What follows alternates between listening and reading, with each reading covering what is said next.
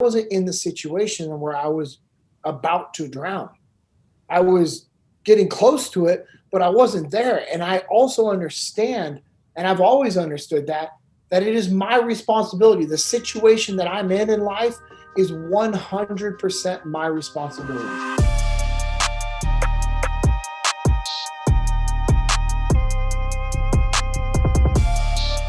Hey guys, welcome back to another episode of Pivotal Conversations.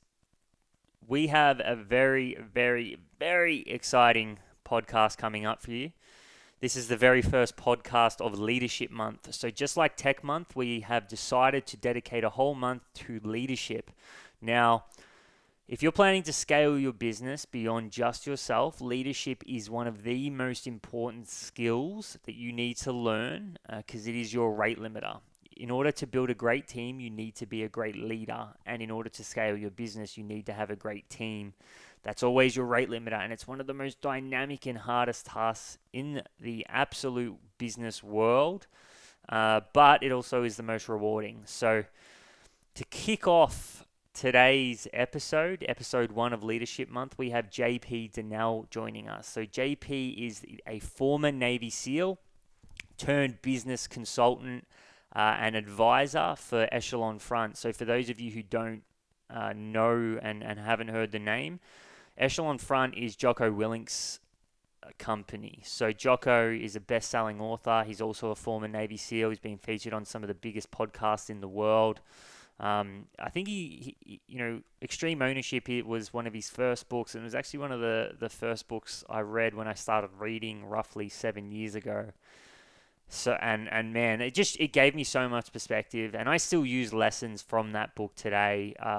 It was one of those things that I was like, damn, like the problems I'm going through in life and in business, there's people going through much worse. There's like I've got it pretty good, and in any situation, you need to take ownership of what your circumstances are, because every decision you make has a consequence.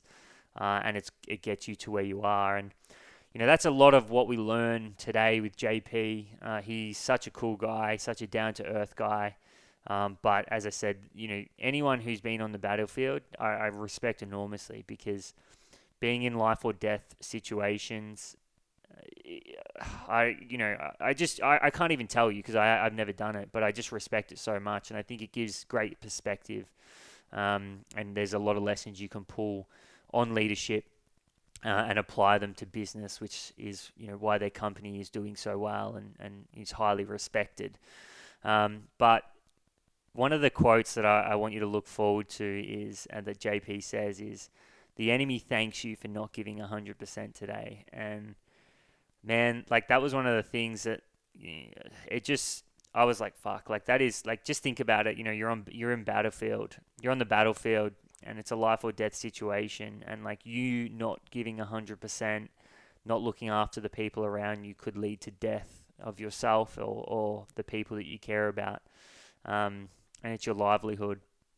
So, as I said, action-packed episode, a lot of perspective. Get a notebook out, write some notes, because you're just gonna get so much out of this, guys. I'm excited for you to listen.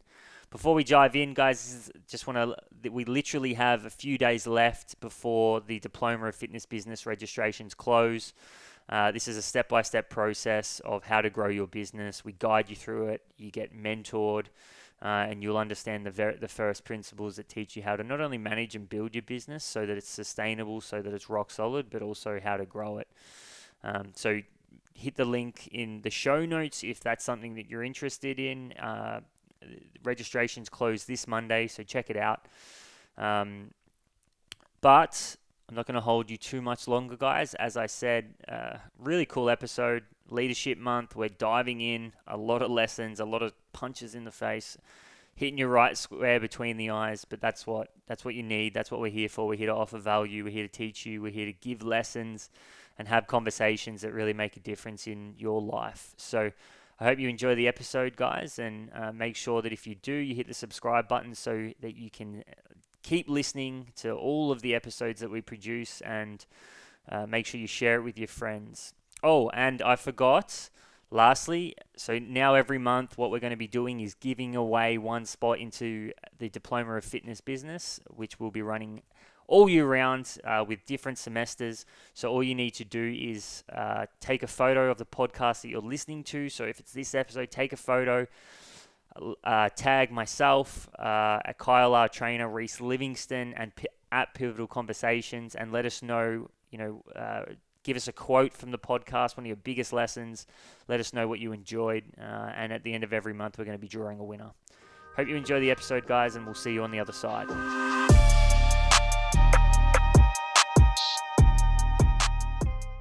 If you can, give us a bit of a background on who you are, because like as I said, I'm a bit of a fan. I'm excited to have you here, but I want to try and make sure that everyone else that's listening to the podcast today knows exactly who you are, what you're about, and a little bit about your journey so far, man. That'd be great. All right. So if anyone's listening to this, and if you've listened to the Jocko podcast, if you want the real long, detailed version, Jocko podcast, episode 46 and episode 246. I'm originally from Sacramento, California. Grew up in the same house that my dad grew up in, went to the same high school that my dad went to, had some of the same teachers, which was pretty crazy. I grew up playing in Navy SEAL. Like I used to play Navy SEALs, but used to play Marine Corps, Force Recon. I used to play Delta Force and Rangers, and I just wanted to be in the military. I wanted to serve, Air Force Pararescues. My uncle was, which is our Air Force Special Forces, and those guys are badass what they can do on the medical side. And I just always was drawn to serving and being in the military. And as I was getting ready to graduate from high school, my dad pushed me that way and kind of questioned. He's like, "Hey man, what are you going to do after high school?" And I didn't really have anything planned out, and I just I told him, I'm like, "Well, be a whitewater rafting guide and live on the river." That's what my best friend was doing, and I thought that was a good idea. It seemed pretty cool, but obviously there's path and direction and future in that. And my dad, like all parents usually want, is they want better for their kids. And I also thought about doing construction with my dad, because that's what my dad had always done. That's what his dad had always done. And his dad was an old farmer from Nebraska. He was a hard worker. He went into the Navy when he was 16 because World War II was going on. He had his mom, my great grandmother, sign a waiver so that he could join the Navy at an early age because the war was going on. You think about that, right? Think about 16, 17 years old going into the military because of a world war. And we have grown adults these days who, I'm not even going to go down that rabbit hole, but this is one of the things that I, really wanted to talk about, right? Like, because my stepfather is actually he was special ops over in England. And man, I remember one time sitting Christmas Eve, I think it was 3 years into him meeting my mother, and we were just sitting there drinking wine, and he was telling me all these stories, right? And I just remember going, holy fuck, right? Yep. And I'm getting, upset and kind of, and worried about all these kind of tiny little things that, I might be going through. And it's just it was a massive perspective shift, right? To and even the term mindset, right? It's it just completely shifted, the way I thought. Cause I was okay, the stuff I'm going through, even if it seems bad in the moment to me, is absolutely nothing in the grand scheme of things, and I think that's that was a massive perspective shift for me. And what you were about to say is you can go down that rabbit hole, man, because fuck, there's people that need to hear it. Yeah, I can, but we will a little bit. I'm not going to say it was truly on my heart and my mind, because I understand that it's probably not fair. It's probably not fair for me to say, because I have a different perspective and I get emotionally attached to things that most people can't comprehend because they've never been in those situations. But people need to wake the fuck up. And, you see what's going on across the world right now, bro. It's scary, man. It's scary because we are, great nations like the United States of America and Australia. And, there's other great nations out there that we need to be careful conforming to like what we're conforming to right now, because the whole cancel culture thing, that's a dangerous thing. You know what I mean? When you start censoring people, that's a dangerous place to be. If you're not worried about what people are saying, why are you censoring them? You know? Absolutely, man. And that's the thing. It definitely it's one of those things with, at the moment, people like to put on the rose-colored glasses and just pretend everything's okay. But look, it's not. And one of those things, man, I think it's really valuable if we kind of continue on with your journey. Of you went into your first deployment at 23, didn't you? Yeah.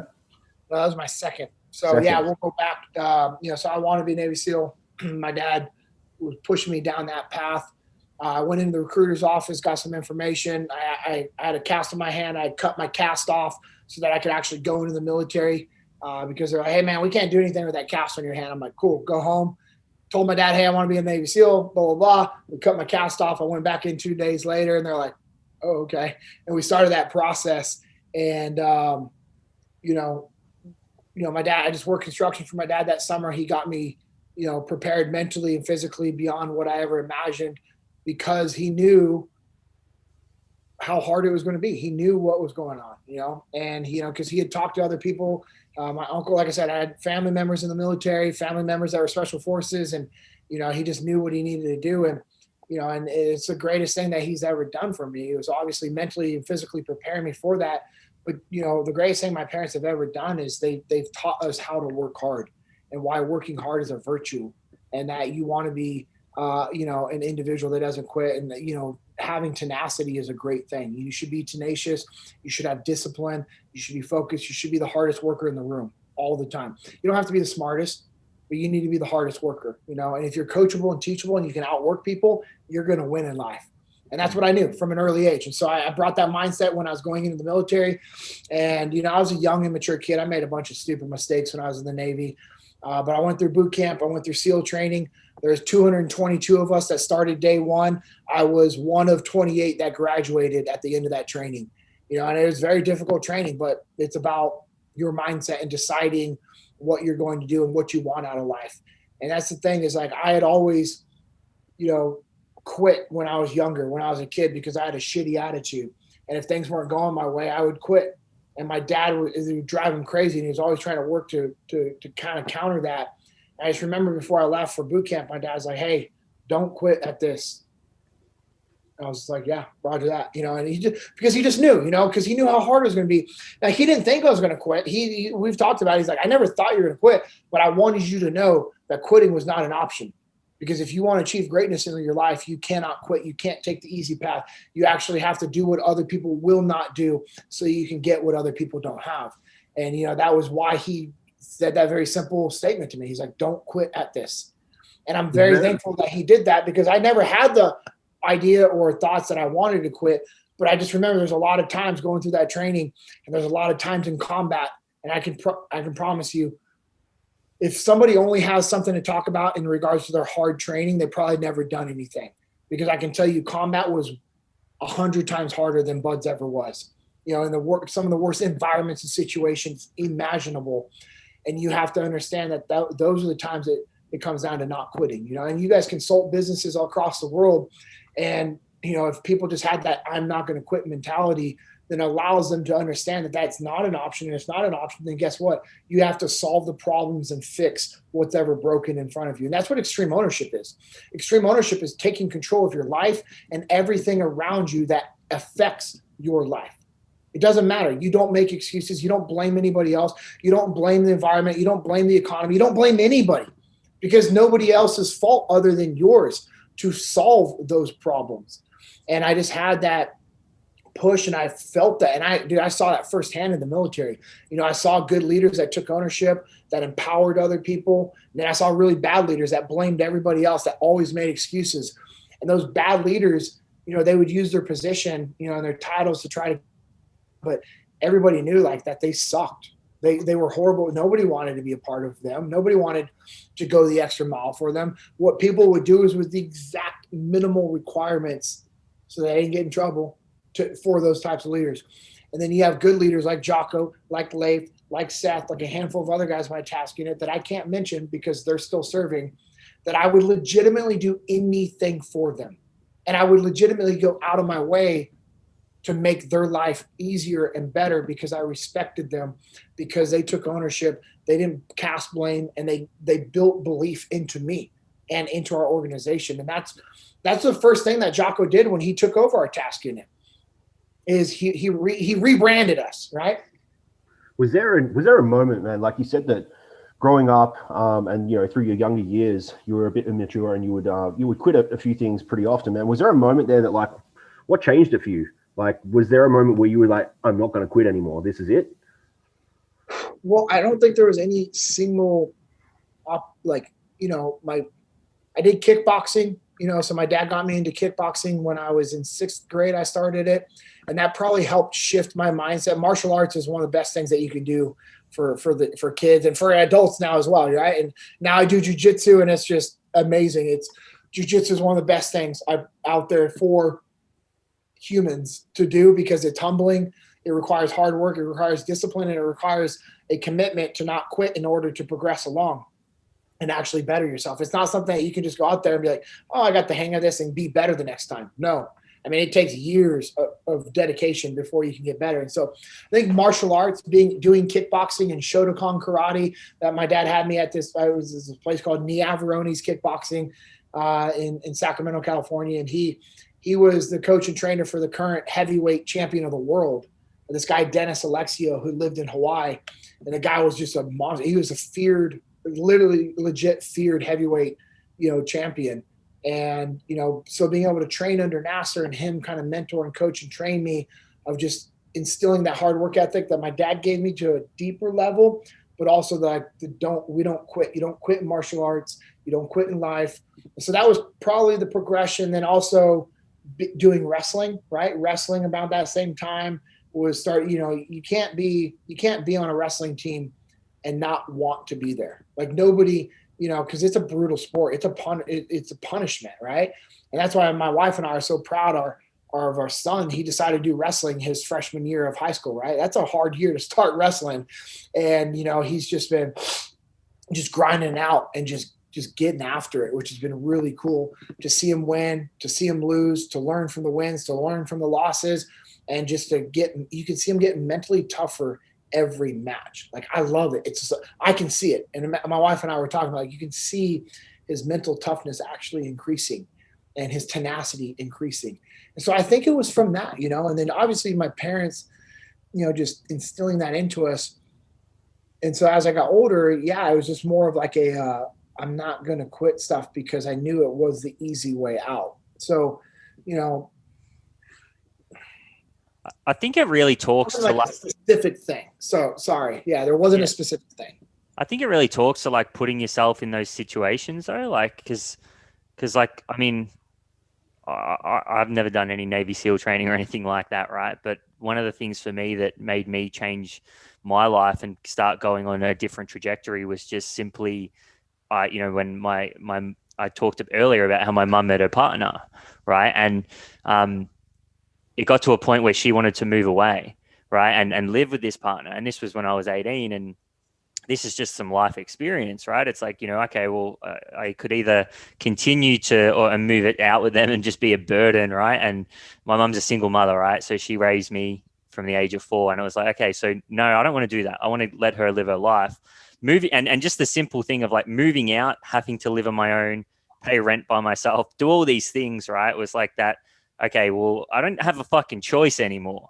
Do you know what I mean? If I keep being a little shit, if I keep going out and partying on the weekends and doing all this stupid stuff, like, I'm just not going to survive. And I think it talks, like, for you, right? Like, it was like, okay, what am I going to do in life?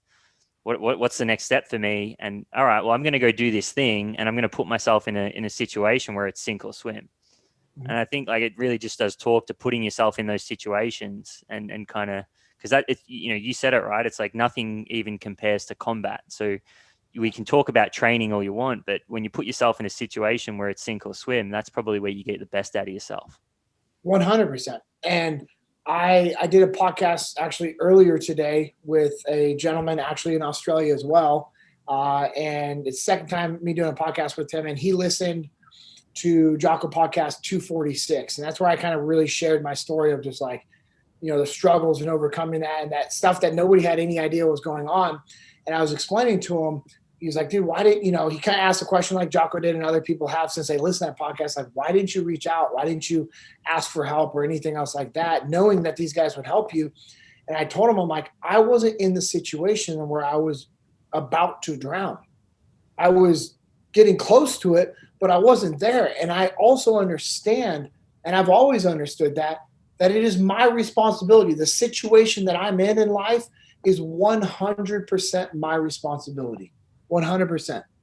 And especially the situation I was in. And I know someone's listening and they're like, well, what if you had cancer? I didn't have cancer. I'm not talking about that. I'm talking about a situation I put myself in by making decisions to leave a company I was working for, to start my own consulting company based off an emotional decision, which was the right decision, but it was still emotionally driven. Therefore, I didn't properly plan and prepare for that. Right? I didn't have a solid plan. I was just like, oh, I'm going to make this happen. And I did. But man, the burden it put on my family was just not fair. And the reason why for help is because it was my problem to fix. It's always going to be my fucking problem. I'm not going to put my problems, I'm not going to put my burden on anybody else. If I got myself there, I can get myself out. And so the analogy I gave this guy was, hey, if I'm in the middle of a lake, and I'm treading water, I can tread water for a while. Most humans can tread water for a while. You figure it out. You move the legs around, you move the hands, you're doing this, you're like going underwater, and then you come back up. You could do that for a while. If I'm in the middle of a lake, knowing that I'm in a lake, and I continue treading water, and I'm getting exhausted, I'm keep treading water, and I'm getting more tired, and I'm starting to kind of get a little bit of water splashed in my mouth, and I kind of cough and choke on that, and then I kind of go underwater, and then I come back up, and I gasp, and then I drown. That's 100% my fault because I stayed in one spot treading water. Guess what I have the ability to do? Swim in any direction around me. Pick a direction and go. And I knew that if I just picked a direction and went, I would win. I was going to reach the shore of that lake. I didn't care how long it took me. Because if I'm swimming towards something, I'm actually more able to last longer than just treading in water in one place. Because there's actually momentum when I'm swimming and I can get aerodynamic and I can conserve my energy. I can't do that when I'm treading water. And there's somebody listening to this right now that's treading water in life. You need to decide what you're going to do and take action. Because if you don't take action, you get legitimately nowhere in life. And so when I was swimming towards the shore, I saw options and opportunities, right? I had a few in front of me. One, I could go overseas and contract to make $1,000 a day for 70 days straight. When you have zero money in your bank account, that's a lot of money. That's still a lot of money, right? $1,000 a day for 70 days. Come on, that's 70 grand. That's a lot of money. And so that was the coastline, right? That was the shore that I could see. And I'm swimming towards that. And then the opportunity to work with Jocko and Leif came about. And guess what? It wasn't the closest point of the shore. It was just a little bit over here, which meaning that I was going to have to change my path. But I still saw the shore. It wasn't like, hey, you got to go directly behind you. It was that direction. And so what I had to do was understand, okay, can I get to that point where I'm at? Do I have enough energy? Absolutely. Because when I saw that new point, it actually gave me more energy, more focus and tenacity and drive and discipline to go where I needed to be. Because ahead of me, that was a shore, but it wasn't the shore I wanted to be on. This was a nice beach. This was a resort style shore that I wanted to go bring my family to. And if I just got there, then I could get on shore, take a breath, reestablish my mission, figure out what was going to happen and go forward. And that's what I did. And so I chose that route with Jocko and Leif. I trusted them. I knew that they would always have my back, that they would never betray me. They would never lead me wrong. They would never do any of that stuff that you happening to people and stuff that I'd actually experienced with other people that I thought had my best interest. But I knew that was going to be okay. And so that was the commitment that I made. I made a commitment to them and I made a commitment to myself and my family that I was never going to put myself in that position financially ever again. Like, I didn't care what, it would never happen again. So even when I started working with Jocko and Leif, I wasn't getting paid yet. I would do gigs and I was doing events and I was preparing myself for those, but nobody's calling Echelon Front back then and trying to book JP DInnell. Nobody knew who I was. Yeah, Jocko had me on his podcast, but still, like, I didn't write the book. I wasn't, like, I wasn't who they were wanting. But then when gigs slowly started to come about, I was doing them. I wasn't getting paid. I had to wait until Echelon Front got paid, and then I got paid from Echelon Front. And some of these companies weren't paying on time. They would take 30, 60, 75, 90 days to pay, right? And so then I get paid 2 weeks after that. I mean, you're talking over 100 days before you get paid on something. And, that was rough. And so what I had to keep doing was working and doing anything I could. I was doing construction where Monday through Friday, I would wake up at 3:30 in the morning and drive 3.5 hours, 4 hours sometimes to my buddy to do construction with him. I'd sleep in his attic. I would do that. I'd come back. I was delivering pizzas on the weekends. I was rebuilding fences in my neighborhood for the landlord in exchange for rent. I was spray painting people's addresses on the curbs in front of their house just to make any little bit of extra money that I could. I was teaching shooting. I was teaching tactics and combatives. I was whatever I could do. I was I was sighting in people's hunting rifles, just whatever I could do to make money. I was selling t-shirts. I had an apparel company called Never Settle Apparel. Actually had a good amount of people from Australia order my stuff when I had that up and running.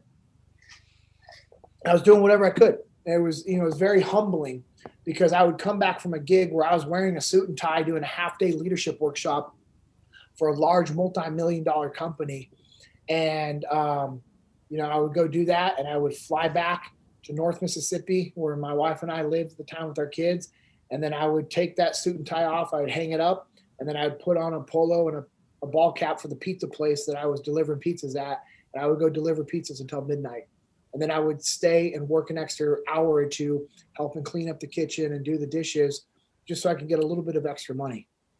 And that doesn't seem like a big deal, but I mean, it is a big deal, right? It all adds up, man. It all that extra little bit of work adds up into a way that, you're keeping your head above water, and you're not only just keeping your head above water, but still creating momentum forward. Swimming, right? It's what you said before, JP, like, if you weren't like the metaphor is beautiful because it really does show the difference between swimming and treading water. Like, you wouldn't have seen that opportunity, the opportunity that's a little bit to the right if you weren't swimming, because if you're only treading water, you're not getting that opportunity, right? Yeah. And you're not going anywhere. So it's like the metaphor of swimming is, you were swimming to get to that point and to get that opportunity.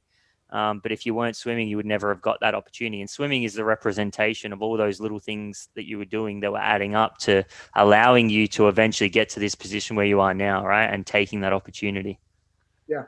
I might, if I can just add something onto that, man, like, I think it's safe to say that the compounding interest of your life experiences has given you a very unique point of view as far as mindset and ability to just be a hardworking motherfucker. But how does that transition from like being in the Navy to now being, in the business mentoring space?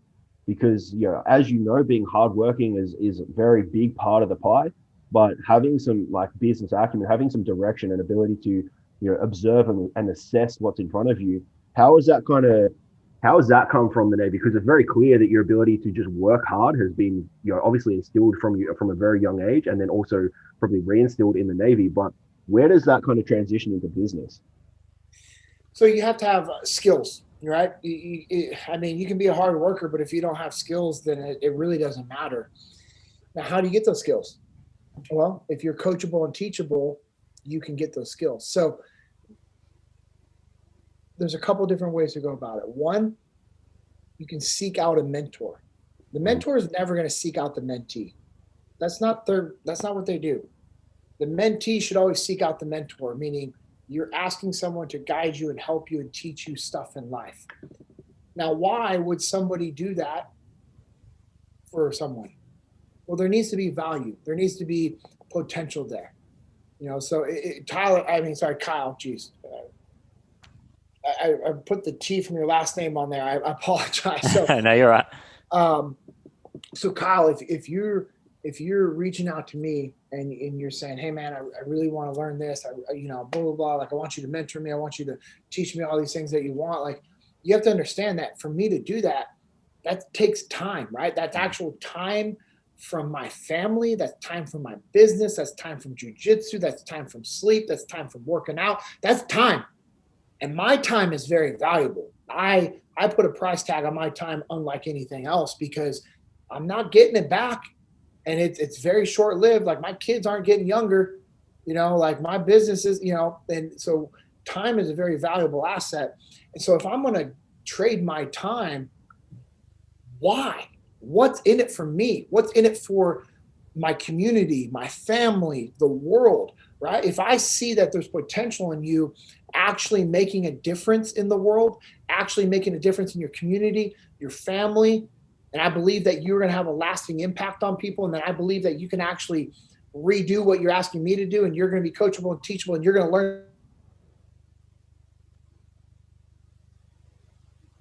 to do that.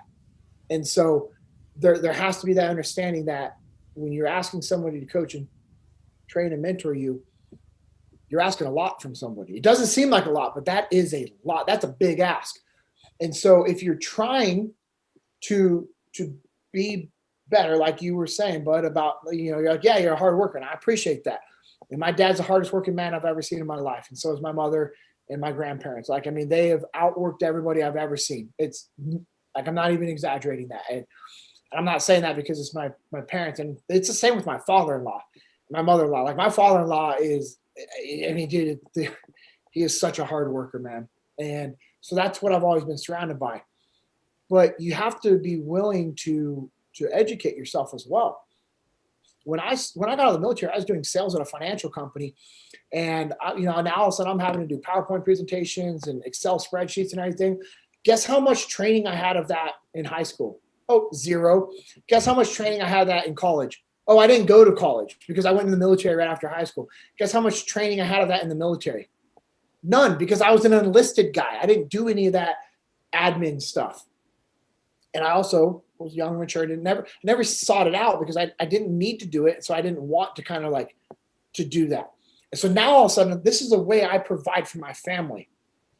I spent a lot of time on YouTube, watching YouTube videos on how to build PowerPoints, PowerPoint presentation demonstrations, same for Excel. And then I would make up mock Excel spreadsheets and teach myself how to do formulas and how to do all that stuff to make it easy. Because at the beginning, it was just like a lot of manual stuff. And then one of the owners of the company was really good at Excel. And I asked him, I'm like, hey, whenever you're doing an Excel spreadsheet, can I just watch you? And he's like, why? I'm like, because I don't know how to do those. He's like, really? I'm like, I've never had to. And he goes, okay.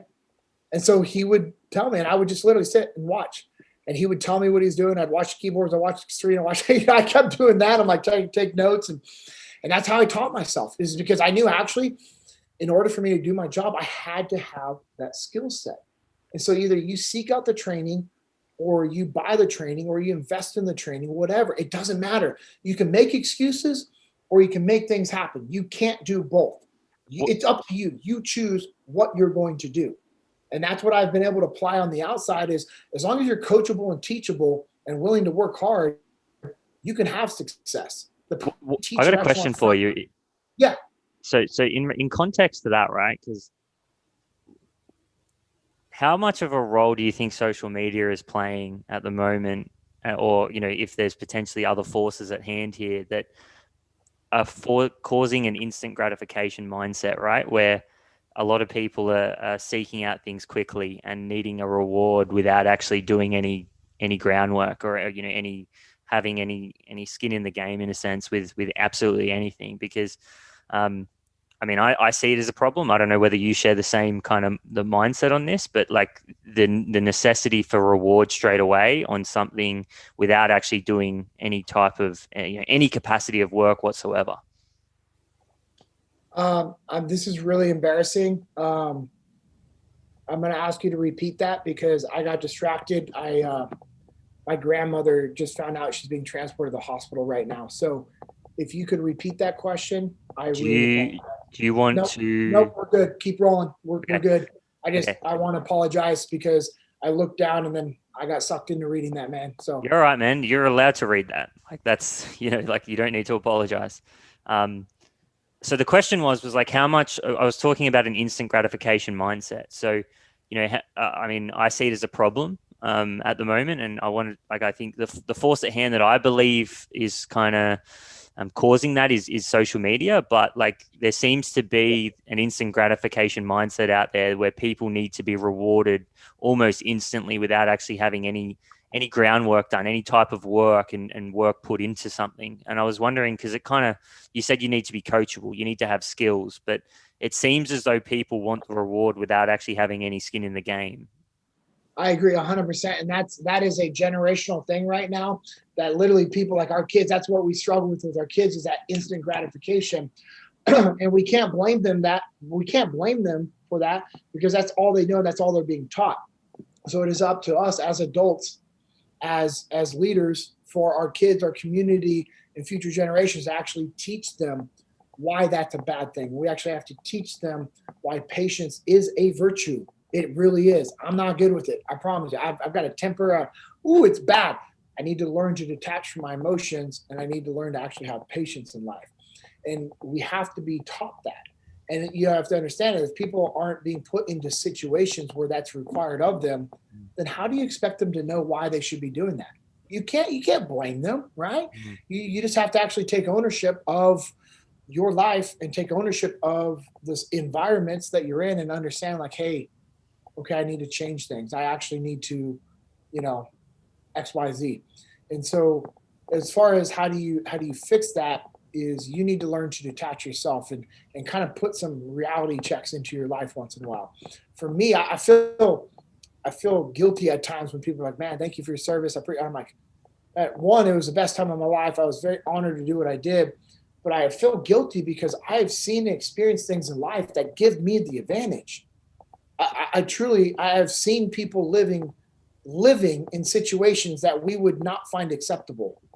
And you have to understand that your worst day is somebody's dream. Mm.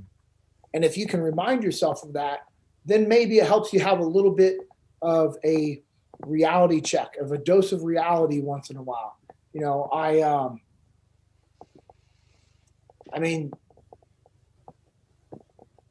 You said it yourself there, man. Like people's ability to actually understand the gravity of their own situation. Now, if we use the current climate in the world, like, yes, granted, there is a lot of bad shit going on at the moment with the pandemic, and a lot of businesses have suffered. But I'll bring it back to something you said very early on. It's your decision to make that work or it doesn't.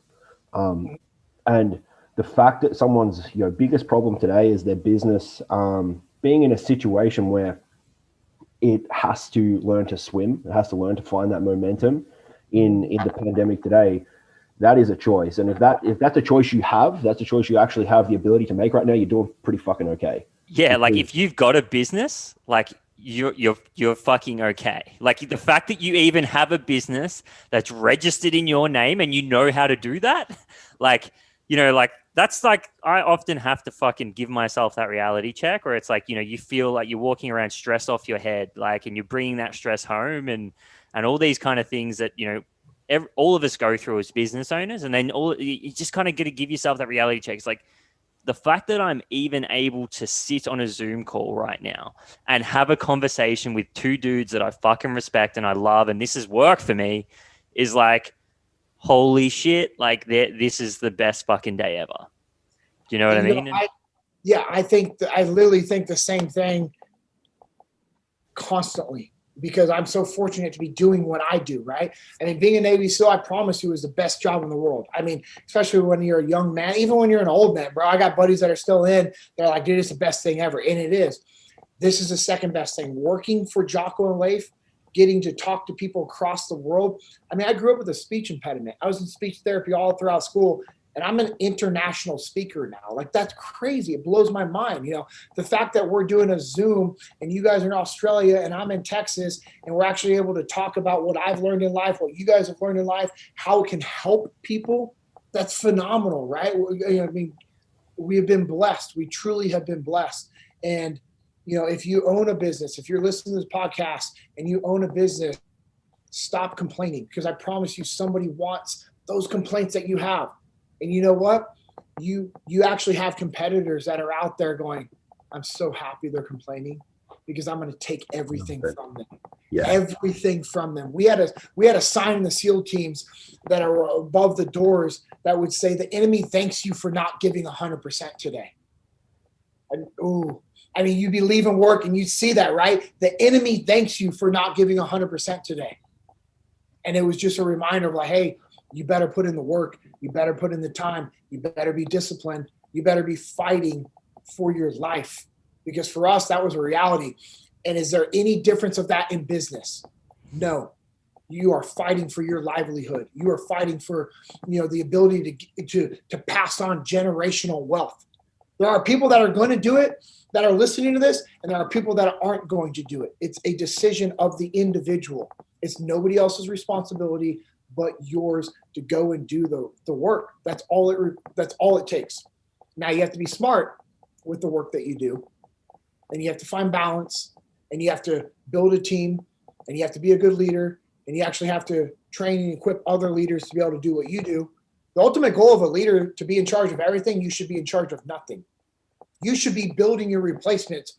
You should have a team full of people that can take your job, because when you're able to do that, you can be up and out. You can think strategically. You can see the big picture. You can give them guidance, overview, and then you can think strategically for other stuff.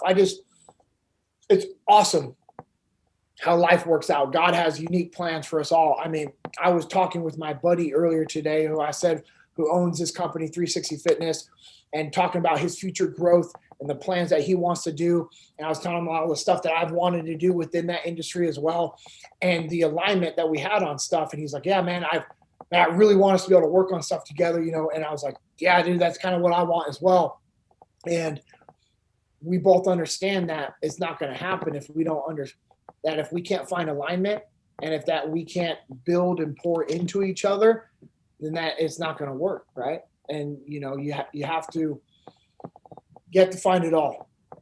And that's why leadership is simple. It's just not easy. Business is actually simple. Agree. Easy to execute. Mm-hmm. It's not easy to execute. Oh, well, you've mentioned Jocko and Leith and Echelon Front quite a lot, but one thing I want to ask, and this is probably a bit of a question where it's going to be the easy answer will be the humble road. The humble road of being just trying to play it off of something that you're not as good as what you are. I can imagine that you'd be very easy to be humble here. But why you? Why did Jocko and Leith bring you into Echelon Front? Because would it be fair to assume that there are a million other hardworking people in the teams? And what was your purple cow? What was the thing that made you different?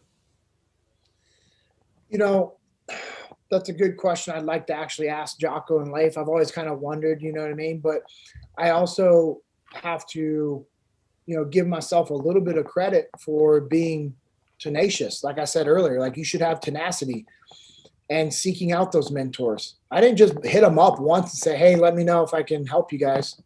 Or, hey, let me know if you guys have anything that I can be a part of. That's the thing that a lot of people do is like, hey, let me know if there's anything I can be a part of. Basically saying, hey, if you got anything that I could benefit from, let me know. Mm-hmm. I never did that. And I still don't do that. Even to this day, like I don't do that with them. And I never did that from the get-go. It was me constantly saying, what can I do to help? What can I do to help? Is there anything I can do to help you, Jocko? Hey, is there the possibility I could just, come observe one of these trainings and just see what you're doing and learn and take notes? And hey, you need me to help doing sales? Like you need me to answer calls? Like what can I do? And Jocko always was like, hey man, just make sure you're reading the book more than once, listen to the podcast, and just thinking how you would answer these questions and what you would do in these situations. I was like, okay, roger that. And guess what? That's what I did. And I was consistent with reaching out. And I didn't bug them, right? There's a difference. You want to be default aggressive, but not overbearing. That's one of the dichotomies that we talk about. And I was being default aggressive on reaching out and, making sure I wanted to help and communicating and blah, blah, blah. But then I also knew that if I was overbearing, then that would I'd be pushed away because I didn't want to be a burden. You don't ever want to be a burden to someone. You want to be an asset, and assets get brought along, burdens get left behind. And I didn't want to be left behind because I knew where they would be going with this. And, I was just consistent and smart with it. And then finally the opportunity came about where Jocko was like, hey, we have this event coming up. It's called the Muster. I don't know if you can make it out to it or not, but I'd love for you to come out and kind of see what we're doing. And I was like, okay, cool. What are the dates? And he told me the dates. And I was like, my stomach just dropped, man, because I already had commitments during that time. And I was, teaching shooting during that time. And then from that trip, I was going to be headed overseas for that contracting gig. And I called Amanda and I called somebody else as well, a mentor type of guy that was in my life who was, super nice, awesome guy that had already kind of gave me guidance and was really trying to help me out. And I talked to Amanda about it, and Amanda's like, what you need to do. Like, Jocko and Leif are always going to take care of us. They're not going to screw you over. They're at least always going to tell you the truth, right? And be honest and upfront. And I knew that. I just wanted to make sure she was aligned with that. I couldn't, I'd already ruined my marriage once and I had fought to get it back and I didn't want to do it again. So I knew that we needed to be on the same page. And I just, I made the commitment. I reached out to my buddy who I was already committed that week to teach shooting to. And I was like, hey man, like this is an opportunity I have. He's like, bro, that's amazing. He goes, yeah, I'll get it covered. I'm like, really? Okay. I was like, I still want to kind of teach these other days because I need the money, right? He's like, yeah, no factor, bro. No, and then he, allowed me to still be on that thing and find points and, begged, borrowed, and steal and got my way to San Diego. And, I was a part of that first muster and, Jocko had me on the podcast and, I just remained humble and coachable and teachable. And keep swimming. What? Keep swimming. Yeah, I just kept swimming, man. And I showed them that I was going to keep swimming. And I told them, from the get-go how thankful I was for the opportunity and that, these were my goals as to what I wanted to help them do. And, I just always showed them what I was going to do. I never told them anything I knew I wasn't going to be able to come through with. And a lot of times I would actually do stuff before I told them to show them what I did, to show them my value and my worth. And, I think that helped, right? And I was the first leadership instructor they brought on board. I give a lot of credit to that to the good Lord above for the opportunity and my timing. And also I give, credit to myself and my wife for actually taking action. That was a risk. That was a lot. That was a big risk, because Jocko even said, he's like, man, we don't have work for you right now. Nobody knows who you are. Nobody's calling to book you. I don't know. It could be 1 gig. It could be 52 gigs. I don't know. And what's cool is the calendar year for my first gig, a full year, I did 100 events. 100 events, man. It was incredible. It was just such a blessing. And then the next year was even more. And then now I'm the director of Experiential Leadership Training, which is all of our hands-on leadership-based training that we run at Echelon Front. And, actually our first FTX 001 is actually this next week here in the DFW area, Dallas-Fort Worth area. And just to see the progression and growth has been amazing. So, to circle back to your question, Bud, I really think it was a combination of opportunity and me taking action and understanding and being humble enough to know that I was lucky and blessed to have the opportunity to have, and that I better work my ass off to show them that was the best decision that they've ever made. And still to this day, that's my thoughts. It's still to this day is I need to show Jocko and Leif that this was the best decision they've made. I don't get cocky. I don't get, like, hey man, I definitely deserve to be here. I don't think that ever. I am constantly in the mindset of I've earned my seat, and I know that. I've earned my seat at this table. But you know what you also have to earn? The ability to maintain that seat. Yep. And there are business owners out there that have allowed complacency to creep in. There are husbands and wives that allowed complacency to creep in, and it's going to ruin everything that they have. You're going to lose your marriage. You're going to lose your family. You're going to lose your business because you think the seat you earned is yours to keep. And it's not. You actually have to earn and fight to keep that seat every damn day. And if you're not willing to do that, you're going to lose at everything that's great in life. I got one final question that I want to use to wrap this up. And Everything you just said then, man, is amazing advice. Even myself here, I feel like I just want to stand, like I'm getting pumped up myself. So, but I wanted to finish with, what's one piece of advice you would give to, a person who's maybe in a leadership role that is currently, either struggling or even an aspiring leader? What's the one thing that you would tell them, right now? Yeah, I would say read Extreme Ownership, because the amount of information and tools in that book is phenomenal. That was so I don't read books, right? I mean, I read a lot now, but listen to that was audio. the first book I ever read. Like, I mean, during school, I fucking hated books, right? Yeah, and then I mean- I reckon at the age of 21, I started reading. I think Extreme Ownership was the first book I ever read. Crazy. And you know what? That was like when I was about 2 years into business then, or a year into business, and it was fucking one of the best things I ever did. Yeah, well, that's one hell of a first book to read. Is I would say read Extreme Ownership, and if someone's like, oh, I don't have the time to read, or I don't have time for the audio, like, cool, like just sign off now, because you're not going to do anything great with your life. It requires discipline. You know what I mean? If you can't read a damn book, like, how do you ever expect to achieve anything great in your life? Just be disciplined. Read 10 pages a day. It's not that hard, right? Mm-hmm. I don't like to read. I now love to read, because I understand that there's actual knowledge in that, right? And then, knowledge isn't power. It's the application of knowledge that's power. And so I have all these little tools that I'm gaining every single day I read, and it gives me the ability to apply them in different areas of my life to achieve success. So you should be reading. So read Extreme Ownership, read Dichotomy of Leadership. Jocko's book that he wrote, Jocko Leif, Leif, myself, everyone else says this is the best book that Jocko's written, is Leadership Strategy and Tactics. It's phenomenal. Actually, our rep for Jocko Fuel and Origin down in Australia, he actually has those books now available that you can actually get with him and order and get them there in Australia. But Leadership Strategy and Tactics it's a book that just breaks down the basic leadership things that you're going to be involved in. And so, but until then, right? So let's just say you're going to go read that, but you need this answer right now.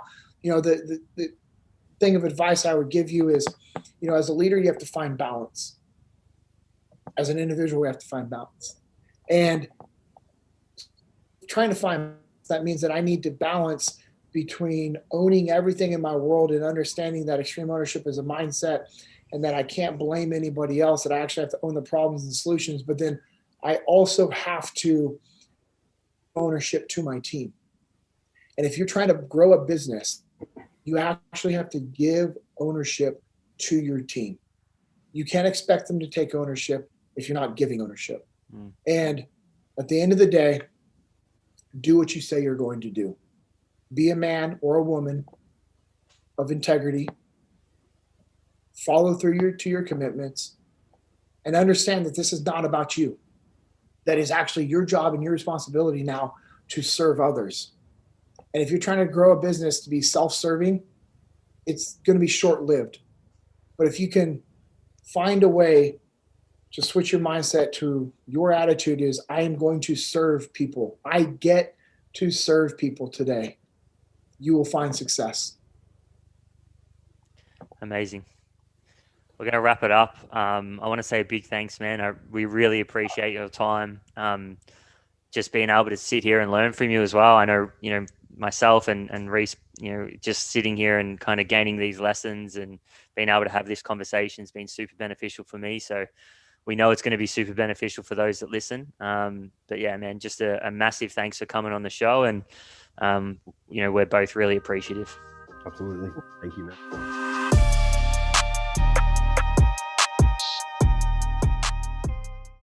I just want to say a big thank you for tuning into this week's episode of the show. If you enjoyed the episode, make sure you hit the subscribe button. Feel free to share the episode with your friends and family, and feel free to leave us a review as well. All the support that we get for the show, and especially now that we've revamped it, we're trying to bring something that's got a little bit more value. It's definitely appreciated. And if you have a question for strategy sessions next week, you want us to take a bit of a deep dive and help you work through some of the roadblocks in your business, or you just want some help creating some winning strategy, you can shoot me an email at kyle@elitevitalitycoaching.com. But I'll leave it there. Until next week, stay safe, stay healthy, and I'll see you on the other side.